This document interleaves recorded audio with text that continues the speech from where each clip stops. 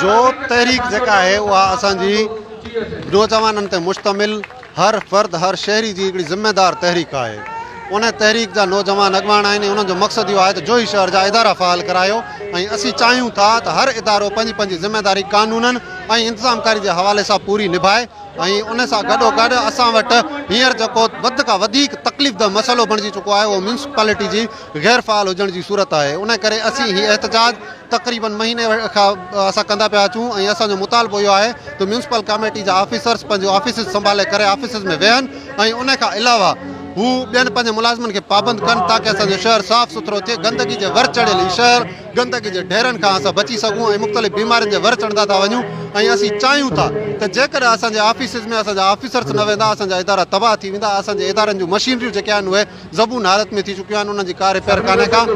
असां वटि जेको आहे सो 2-2 करोड़ जी बजट रखी थी वञे पर उन बजट मां असां वटि को बि ख़र्च न पियो थिए।